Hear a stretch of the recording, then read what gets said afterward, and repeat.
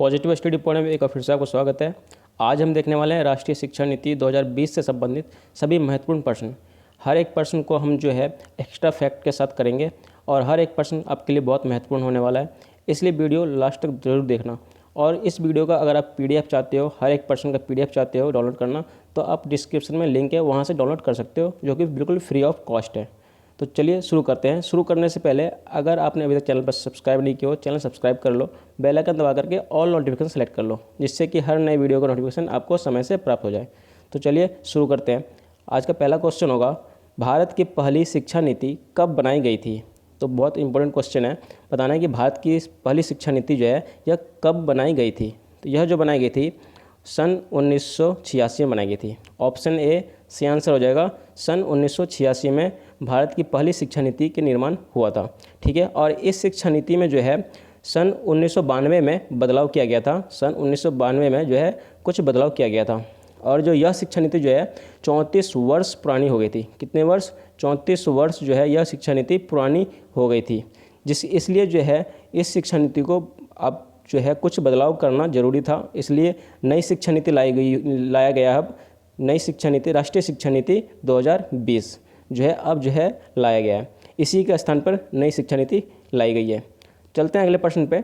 अगला प्रश्न होगा, राष्ट्रीय शिक्षा नीति 2020 के लिए किसकी अध्यक्षता में एक कमेटी का गठन किया गया था? तो बताना है कि किसकी अध्यक्षता में जो है एक कमेटी का गठन किया गया था राष्ट्रीय शिक्षा नीति 2020 के लिए। इसका सही आंसर हो जाएगा ऑप्शन सी, के कस्तूरी रंगन। के कस्तूरी रंगन के ही नेतृत्व में जो है इस कमेटी का गठन किया गया था राष्ट्रीय शिक्षा नीति 2020 के लिए, ठीक है। और यह जो है सन 2017 में गठित किया गया था। इस कमेटी का कब किया गया था? 2017 में गठित किया गया था। और यह जो के कस्तूरी रंगन, यह पूर्व इसरो प्रमुख रह चुके हैं। पूर्व इसरो प्रमुख रह चुके हैं के कस्तूरी रंगन। तो इनके बारे में पता याद रखना, यह इसरो प्रमुख भी रह चुके हैं। और इस कमेटी ने 31 मई 2019 को अपनी रिपोर्ट मानव संसाधन विकास मंत्रालय को सौंप दिया।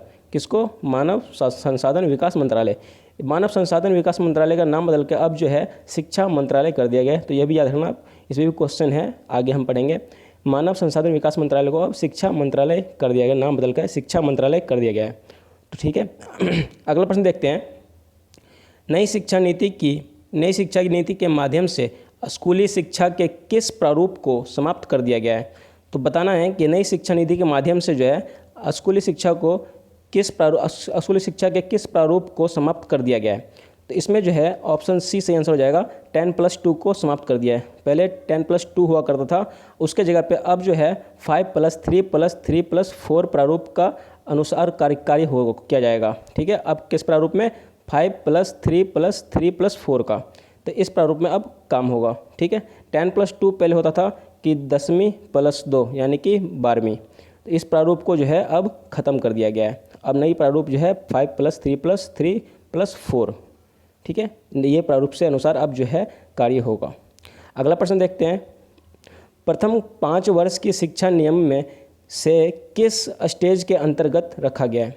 तो बताना है कि जो प्रथम 5 वर्ष जो शिक्षा नीति का जो हमने बताया था आपको 5+3+3+4 इस प्रारूप पे काम होगा। तो इसमें जो है फर्स्ट जो है 5 है, इस 5 वर्ष की शिक्षा नियम में से किस स्टेज के अंतर्गत आता है? तो यह जो है किस स्टेज के अंतर्गत आता है? तो यह जो है फाउंडेशन स्टेज के अंतर्गत आता है। ऑप्शन ए सी आंसर हो जाएगा, फाउंडेशन स्टेज, ठीक है। तो इसका सी आंसर हो जाएगा ऑप्शन ए, फाउंडेशन स्टेज। और इसमें जो है प्रथम 3 वर्ष जो है आपको खेल कूद से संबंधित एक्टिविटी करवाई जाएगी। उसमें कोई पढ़ाई नहीं होगी, कोई स्टडी के मटेरियल नहीं होगा, उसमें सिर्फ खेल कूद से संबंधित क्रियाकलाप होगा। उसके बाद जो है आप फर्स्ट में जाएंगे, फिर सेकंड में, इसके बाद जो है फर्स्ट फिर सेकंड में जाएंगे, ठीक है। और जो ये टोटल 5 वर्ष का होगा, ठीक है। इसको फाउंडेशन स्टेज में रखा गया है, ठीक है। और इसके बाद जो है इस 3 की बात करें तो इस 3 को जो है प्राइमरी स्टेज में रखा गया। किस स्टेज में? प्राइमरी स्टेज में रखा गया है। इसमें क्या होगा, आपका क्लास 3rd, 4th और 5th जो है इसके अंतर्गत आएगा, प्राइमरी स्टेज के अंतर्गत आएगा। इसके बाद सेकंड 3 की बात करें तो यह जो है मिडिल स्टेज के अंदर आएगा, 3 वर्ष के जो है मिडिल स्टेज के अंदर आएगा, और इस मिडिल स्टेज में जो है 6th 7th और 8th क्लास शामिल होंगे। ठीक है, 6th 7th और 8th क्लास इस मिडिल स्टेज में शामिल होगा। ठीक है, इसके बाद बात करें अगर 4 वर्ष की, तो ये 4 वर्ष का जो है आपका सेकेंडरी स्टेज में आएगा, सेकेंडरी स्टेज में आएगा, जिसको हम लास्ट स्टेज भी कहेंगे, लास्ट स्टेज। इसमें जो है 9th 10th 11th और 12th क्लास के बच्चे शामिल होंगे। ठीक है, 9th से लेकर के 12th तक, इसको सेकेंडरी स्टेज कहा गया है। ठीक है, तो इस प्रारूप के अनुसार अब जो है नई शिक्षा नीति में बदलाव किया गया है। ठीक है, 10+2 अब जो प्रारूप था वो खत्म हो चुका है, अब 5+3+3+4 प्रारूप से कार्य होगा। तो इसको किस किस स्टेज में रखा गया था याद रखना आप। प्रथम 5 वर्ष को फाउंडेशन, फिर 3 वर्ष को प्राइमरी स्टेज, फिर 3 वर्ष को मिडिल स्टेज, फिर 4 वर्ष को सेकेंडरी स्टेज के अंतर्गत रखा गया है, तो याद रखना आप। अगला प्रश्न देखते हैं। अगला प्रश्न है, निम्न में से किस स्ट्रीम व्यवस्था को समाप्त कर दिया गया है। तो बताना है कि किस स्ट्रीम व्यवस्था को समाप्त कर दिया। पहले होता था 12th के बाद आपको स्ट्रीम सेलेक्ट करना पड़ता था, आर्ट्स कॉमर्स साइंस वोकेशनल, ये स्ट्रीम सेलेक्ट करना पड़ता था। लेकिन अब जो है इस व्यवस्था को ख़त्म कर दिया गया। इसमें जो है सभी उपरोक्त सभी, डी आंसर सही हो जाएगा आपका, उपरोक्त सभी विज्ञान वाणिज्यिक और कला सभी जो है आपका स्ट्रीम सिस्टम ही ख़त्म कर दिया गया अब। और जो है इसके जगह पे अब नई व्यवस्था लाया जाएगा, जिसका अभी कोई जिक्र नहीं किया गया है। आगे जो है इसमें इसका कोई गाइडलाइंस जारी किया जाएगा सरकार की, गवर्नमेंट की तरफ से, जिस अनुसार जो है अब आगे जो है आपका एडमिशन मिलेगा। 12th के आपका जो 10th के बाद जो 11 12th में स्ट्रीम सेलेक्ट करते हैं वो अब नहीं रहेगा। ठीक है, इसके अतिरिक्त देखें तो खेल और संगीत मुख्य विषय के रूप में रखा जाएगा। खेल और संगीत को जो है एक मुख्य विषय के रूप में रखा जाएगा। पहले क्या होता था, खेल और संगीत को एक अतिरिक्त विषय में रखा जाता था, लेकिन अब जो है मुख्य विषय में रखा जाएगा, और इसके भी मार्क्स जुड़ेंगे, ऐड होंगे आपके सर्टिफिकेट में। खेल और संगीत से संबंधित जो एक्टिविटी कराया जाएगा उसके भी मार्क्स जुड़ेंगे, अब नंबर जोड़ा जाएगा। ठीक है, पहले ऐसा नहीं था, लेकिन अब जो है नई शिक्षा नीति में ऐसा सुधार किया गया है। अगला प्रश्न देखते हैं, किस कक्षा की परीक्षा सेमेस्टर आधारित कराई जाएगी। तो बताना है किस कक्षा की परीक्षा जो है वो अब सेमेस्टर आधारित कराई जाएगी, मीन सेमेस्टर बेस्ड जो है पेपर कराया जाएगा। तो इसका सही आंसर हो जाएगा ए और बी दोनों, यानी कि 10th और 12th दोनों क्लास के जो है, दोनों कक्षा के जो है अब सेमेस्टर बेस्ड एग्ज़ाम हुआ करेगा। यानी कि एक 6 वर्ष पे और दूसरा 12 वर्ष पे, 6 महीने पे और 12 महीने पे, महीने पे, यानी कि अर्धवार्षिक और वार्षिक रूप से परीक्षा होगा अब। और दोनों जो है सेमेस्टर के टोटल मार्क्स करके फिर आपका मार्कशीट तैयार किया जाएगा। तो दोनों सेमेस्टर के मार्क्स टोटल किया जाएगा, ऐड किया जाएगा। तो इसलिए अब सेमेस्टर बेस्ड जो है 10th और 12th के एग्ज़ाम कंडक्ट कराए जाएंगे।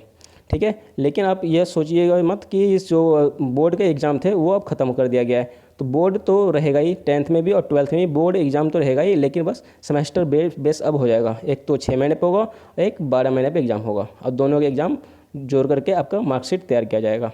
इसी प्रकार से 9वीं और 10वीं क्लास में भी सेमेस्टर बेस ही एग्ज़ाम कंडक्ट कराए जाएंगे, यानी कि 6 महीने पे और 12 महीने पे एग्ज़ाम 9वीं और 11वीं में भी करवाया जाएगा। 9th और 11th में भी सेमेस्टर बेस एग्ज़ाम होगा, तो ये भी याद रखना आप।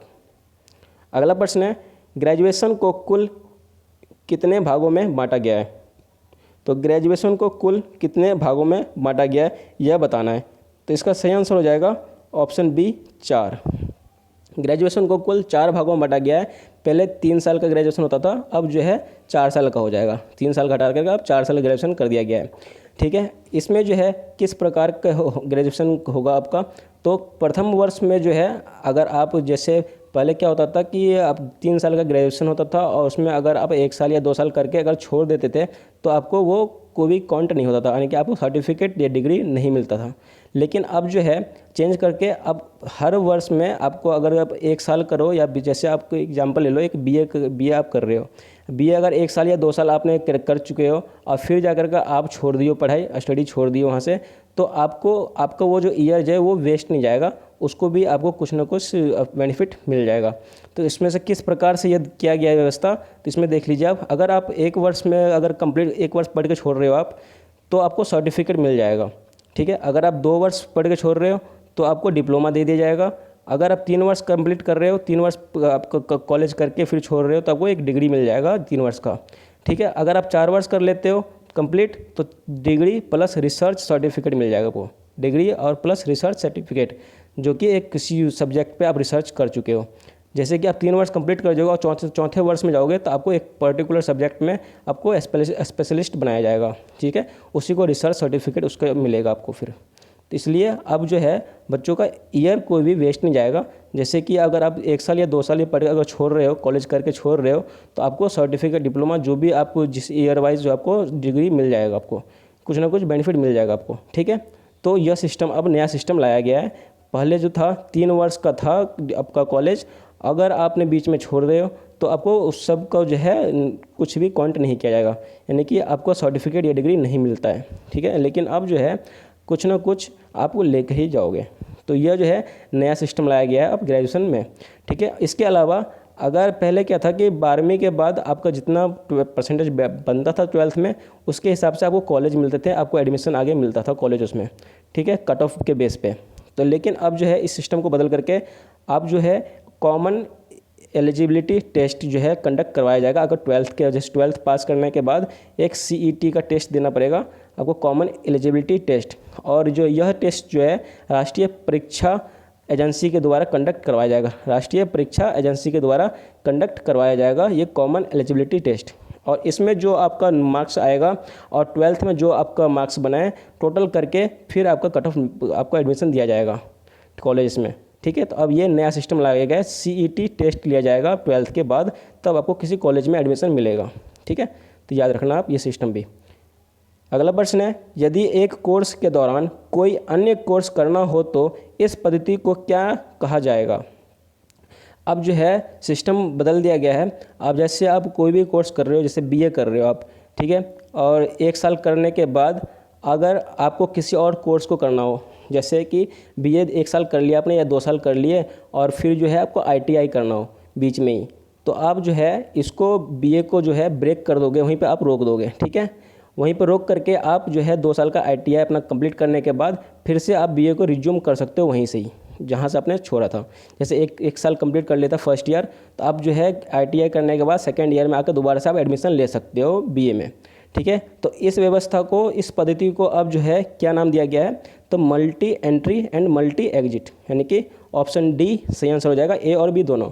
इस व्यवस्था को मल्टी एंट्री और मल्टी एग्जिट नाम दिया गया है, यानी कि कोई भी कोर्स करने के दौरान आप किसी और दूसरे कोर्स को भी कर सकते हो, लेकिन उसके लिए आपको जो पहले कोर्स कर रहे हो उसको थोड़ा सा रोकना पड़ेगा, पुश करना पड़ेगा। उसके बाद दोबारा आपको कंप्लीट करने के बाद, दूसरा कोर्स कंप्लीट करने के बाद इसको रिज्यूम कर सकते हो। पहले यह नहीं था सिस्टम, पहले जो था सो आप पहले एक कोर्स कंप्लीट करो, उसके बाद दूसरे कोर्स में आप एडमिशन ले सकते हो। लेकिन अब जो है आपको बीच में ही एडमिशन ले सकते हो, अब इस पहले वाले कोर्स को रोक करके। तो यह जो है अच्छी व्यवस्था है, एक अच्छा इनिशिएटिव है, तो इससे जो है बच्चों को काफ़ी बेनिफिट मिलेगा। अगला प्रश्न देखते हैं, सिलेबस में भारतीय ज्ञान पद्धति को शामिल करने के लिए किस आयोग का गठन किया जाएगा। तो बताना है कि सिलेबस में जो है अब भारतीय ज्ञान पद्धति को शामिल करने के लिए किस आयोग का गठन किया जाएगा। इसका सही आंसर हो जाएगा राष्ट्रीय शिक्षा आयोग। राष्ट्रीय शिक्षा आयोग का गठन किया जाएगा अब जो है भारतीय ज्ञान पद्धति को शामिल करने के लिए सिलेबस में। तो नाम में याद रखना राष्ट्रीय शिक्षा आयोग, इसका सही आंसर हो जाएगा ऑप्शन A। अगला प्रश्न है, राष्ट्रीय शिक्षा नीति 2020 के तहत किस वर्ष तक 100% साक्षरता का लक्ष्य रखा गया है।